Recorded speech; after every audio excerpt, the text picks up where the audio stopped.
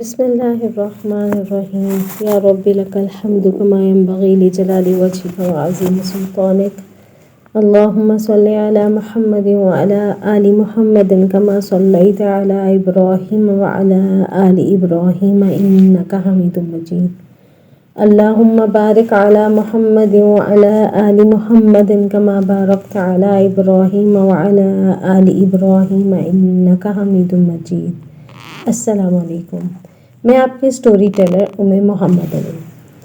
آج جو حصہ سیرت النبی کا ہم پڑھنے جا رہے ہیں یہ بھی قریش مکہ اور مکہ کے اندر موجود بدامنی، وہاں کے لوگوں کی جہالت، وہاں کے لوگوں کی جس کی لاٹھی اس کی بھینس جیسی طاقت اور قوت کے استعمال کے متعلق ہی ہے، جس سے ہمیں ان کے کچھ تاریخی واقعات کا پتہ چلتا ہے۔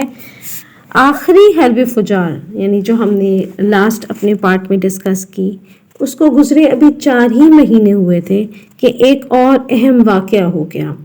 وہ واقعہ کیا رونما ہوا کہ یمن کے سرحدی علاقے، ان کے جو بارڈر لائن کے علاقہ زبید، وہاں سے ایک تاجر مکہ آیا اور وہ مکہ میں لٹ گیا۔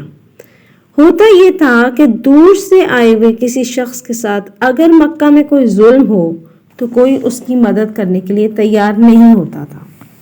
اس کو مدد لینے کے لیے واپس اپنے قبیلے والوں کے پاس جانا پڑتا اور وہ اپنے قبیلہ کے لوگوں کے ساتھ مل کر حملہ کرتا۔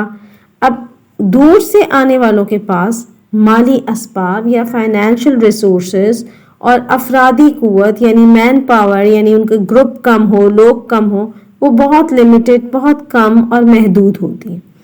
اب اگر واپسی کا سفر کیا جائے اور پھر وہاں سے لوگوں کو کلیکٹ کر کے واپس دوبارہ اسی علاقے میں آیا جائے تو آبویسلی ایکسپینسز ہوں گے، رقم بہت خرچ ہوتی۔ مقابلہ ان کے سامنے، اب وہ ایک قبیلے کا بندہ اپنے قبیلے کے بندوں کو جب اکٹھا کر کے یہاں لے کے آ بھی جاتا تو اس کو مقابلہ کرنے کے لیے، سامنا کرنے کے لیے سامنے کئی قبیلوں کا سامنا کرنا پڑتا، کیونکہ مکہ کے اندر بہت سے قبیلے رہتے تھے جو آپس میں متحد ہو جاتے تھے۔ اس طرح دور سے آئے ہوئے لوگوں کو اپنا حق لینا تقریباً ناممکن ہی ہو جاتا تھا۔ اگر کوئی اپنا حق واپس لیتا بھی تو اس کا واحد ذریعہ طاقت ہی ہوتی تھی جس کے ذریعے وہ اپنے ان قریش کے قبائل کی ان کو ہرا سکے اور لڑ کے اپنا حق لے سکے۔ اسی طرح زبید کے علاقے کے رہنے والے لوگوں کو بنی زبید کہا جاتا ہے۔ یہ یمن کا بارڈر لائن یا سرحدی علاقہ تھا۔ بنی زبید کے ایک تاجر نے مکہ آ کر اپنے سامان تجارت کو بیچا۔ کس کو بیچا؟ آس بن وائل سہمی کو بیچا۔ یہ ایک مکہ کا رہنے والا تھا۔ آس بن وائل نے اس کا مال لیا اور جب مال لے لیا اس کے بعد اس نے اس کی قیمت دینے سے انکار کر دیا۔ اب مکہ میں بنی زبید کا کوئی فرینڈ قبیلہ یا کسی کے ساتھ فرینڈلی ٹرمز، جس کو ہم اردو زبان میں حلیف کہتے ہیں، یعنی وہ قبائل جن کے ساتھ ہمارے فرینڈلی ٹرمز ہو، وہ نہیں تھا۔ اس تاجر نے عبد الدار، بنی جبہ، بنی سہم، بنی عدی، یہ سارے قبائل کے نام ہیں، ان سے مدد مانگی۔ ان تمام قبائل نے بنی زبید کے اس مسافر کی مدد کرنے سے انکار کر دیا۔ بنی زبید کے تاجر نے اس سارے معاملے کا کوئی حل نہیں دیکھا۔ اس کی مال متاع تھا، اس کی لائف ٹائم کی سیونگ تھی جو وہ تجارت کے لیے لے کے آیا تھا، وہ ایسے کیسے ہار مان لیتا؟ بس اس کے ذہن میں ایک خیال آیا اور وہ ایک پہاڑ کوہ ابی قبیس کے اوپر چڑھ کر کھڑا ہو گیا۔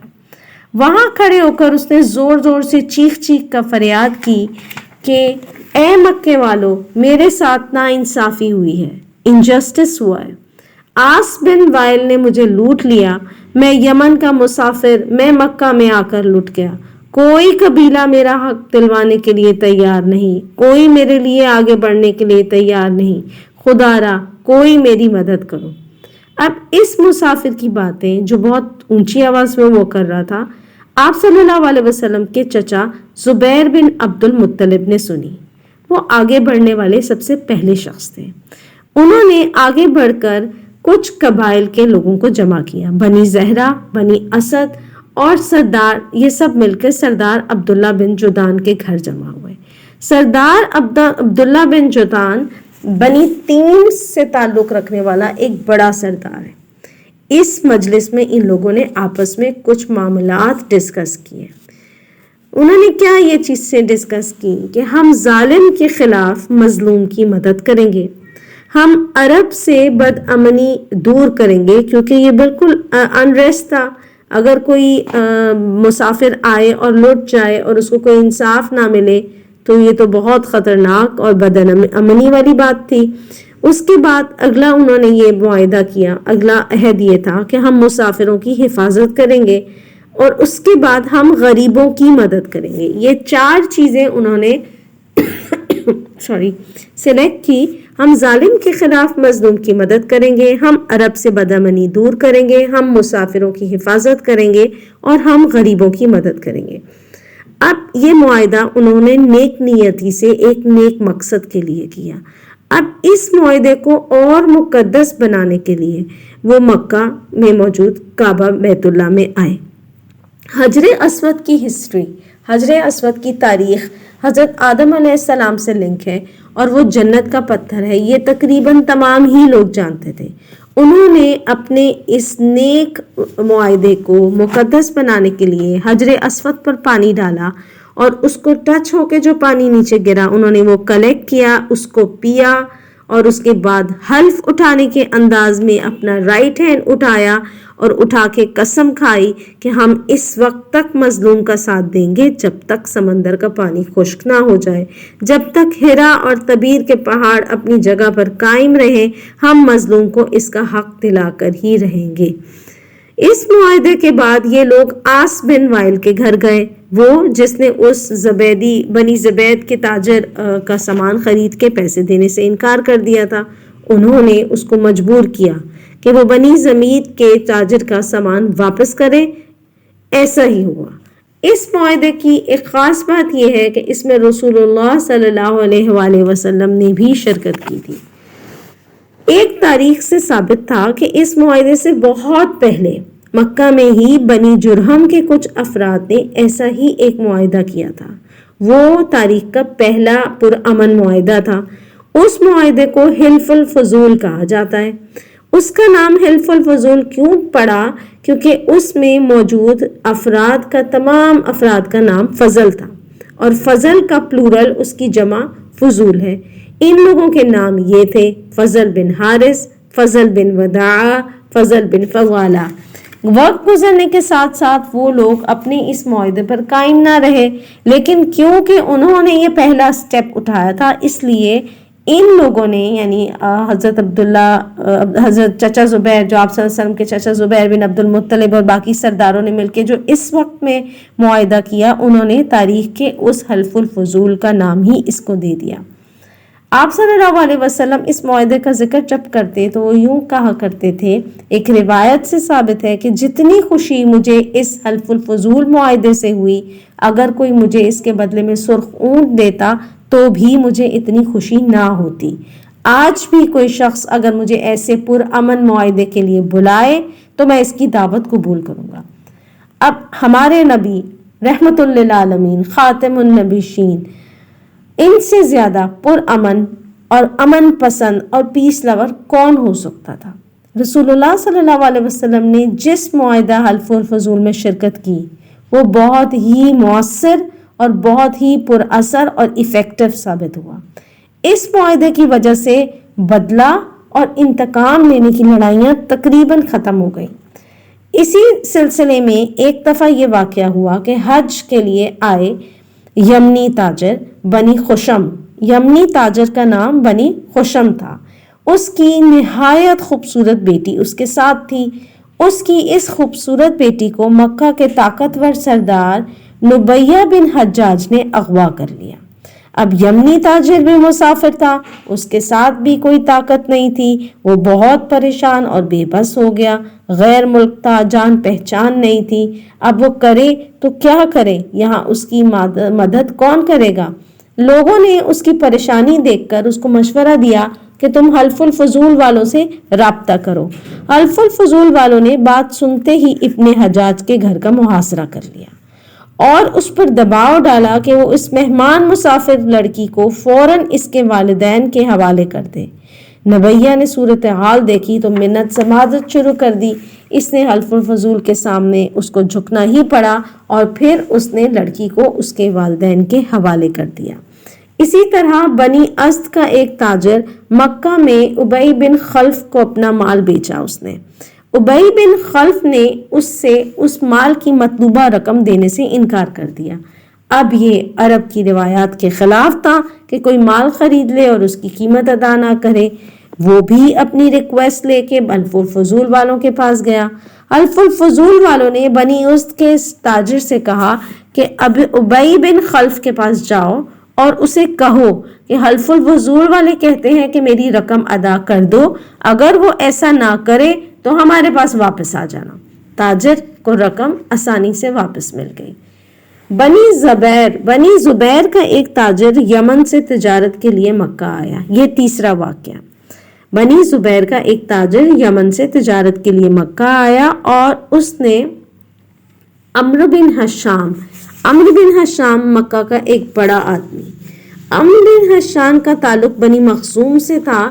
عمرو خود کو ابو الحکم کہلاتا تھا اور عمرو بن حشام اتنا سمجھدار تھا کہ 40 سال کی عمر سے پہلے ہی مکہ کی مجلس کا رکن بن گیا تھا۔ کون سی مجلس؟ دار الندوہ، یعنی وہاں پہ جہاں پہ لوگ میٹنگز کرتے تھے، ڈسکشنز کرتے تھے اور امپورٹنٹ ڈیسیژنز کرتے تھے۔ تاریخ اس عمرو بن حشام کو ابو جہل کے نام سے یاد کرتی ہے۔ اس کی پرسنالٹی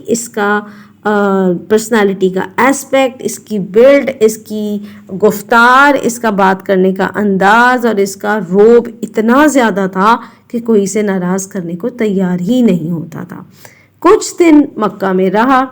اب عمرو بن حشام نے بنی زبیر کے تاجر کو مکہ کے لوگوں کو روک دیا کہ یہ جو بنی زبیر کا تاجر ہے اس سے کوئی مال نہیں خریدے گا۔ اب یہ تاجر جو ہے لمبا عرصہ تو ویٹ نہیں کر سکتا تھا، وہ بیٹھا رہا کہ اس کا مال بک جائے گا۔ اس کے پاس مال اسباب کے اور سفر میں رہنے کے ریسورسز، اس کے اسباب ختم ہوتے جا رہے تھے۔ اب جب وہ بہت مجبور ہو گیا کہ اب تو میرا پاس بالکل سب ختم ہوتا جا رہا ہے کہ اب میں اپنا مال اونے پونے بیچوں اور واپس چلے جاؤں، اور اس کا مال تو بہت اچھا صاف ستھرا تھا لیکن خریدنے کو کوئی تیار نہیں تھا، تو جب اس نے کہا کہ میں اپنا کم مال بیچ دوں اور کم قیمت میں مال بیچ دوں، تو ابو جہل ہی آگے بڑھا، یعنی اب عمرو بن حشام ہی آگے بڑھا اور اس نے کہا کہ چلو کوئی تمہارا مال نہیں خرید رہا، میں ہی خرید لیتا ہوں۔ لیکن اس نے اس کی مال کی قیمت اوریجنل پرائس سے بہت ہی کم لگائی۔ کسی نے بنی زبیر کے تاجر کو رسول اللہ صلی اللہ علیہ وسلم کے بارے میں بتا دیا۔ وہ تاجر رسول اللہ صلی اللہ علیہ وسلم کے پاس آیا کیونکہ وہ حلف الفضول کے ممبر تھے۔ اس نے اپنی پوری رودات سنائی کہ کس طرح اس کے مال کو خریدنے سے روک کے، اس کو کئی دن انتظار کروا کے، مجبور کر کے اس کے خوبصورت مال کو کم قیمت لگا کے خریدنے کی کوشش کی گئی ہے۔ رسول اللہ صلی اللہ علیہ وسلم نے یمنی تاجر سے اس کے اونٹ اس کی منہ مانگی قیمت پر خرید لیے۔ تاجر بہت خوش ہوا کہ کہیں تو اس کو منافع ہوا، وہ نقصان سے بچ گیا۔ رسول اللہ صلی اللہ علیہ وسلم نے اس سے خریدے ہوئے 2 اونٹ اس قیمت پر بیچ دیے جس میں اس کی 3 اونٹوں کی قیمت تھی، یعنی کہ انہوں نے ایک 30% کا پروفٹ اس میں لے لیا۔ پھر اس کے بعد جو تیسرا اونٹ تھا، اس تیسرے اونٹ کو انہوں نے بیچا اور اس کی ساری رقم غریبوں میں بانٹ دی۔ آپ صلی اللہ علیہ وسلم بچپن سے ہی غریبوں کی مدد، ان کا خیال اور احساس کرنے والے تھے اور یہ ان کی فطرت کا حصہ تھی۔ رسول اللہ صلی اللہ علیہ وسلم نے اس کے بعد ابو جہل کو سمجھانے کی کوشش کی کہ اس نے یہ پورا معاملہ بہت غلط، بے انصافی اور بالکل زیادتی والا کیا ہے۔ اس سے پہلے تک آپ صلی اللہ علیہ وسلم کی ابو جہل سے دشمنی نہیں تھی، لیکن اس واقعے کے بعد ابو جہل اور آپ کے تعلقات اچھے نہیں رہے۔ انشاءاللہ اگلے پارٹ میں ہم آپ صلی اللہ علیہ وسلم کی تجارت سے ریلیٹڈ ہی معاملات ڈسکس کریں گے۔ ابھی شروع کریں گے تو ہمارے اس پارٹ میں وہ مکمل نہیں ہو پائے گا۔ آپ صلی اللہ علیہ وسلم پہ دل کی گہرائیوں سے درود شریف پڑھیں، اور ہم بہت خوش نصیب اور بہت ہی زیادہ چنے ہوئے لوگ ہیں، کیونکہ ہم آخری نبی حضرت محمد صلی اللہ علیہ وسلم کے امتی ہیں۔ صرف اس ایک نعمت کا بدلہ ہم ساری زندگی کے شکر سے بھی اپنے رب کے آگے ادا نہیں کر سکتے۔ اللہ تعالی ہمیں ان کے بہترین امتی اور باعمل امتی ہونے کا توفیق عطا فرمائے، آمین۔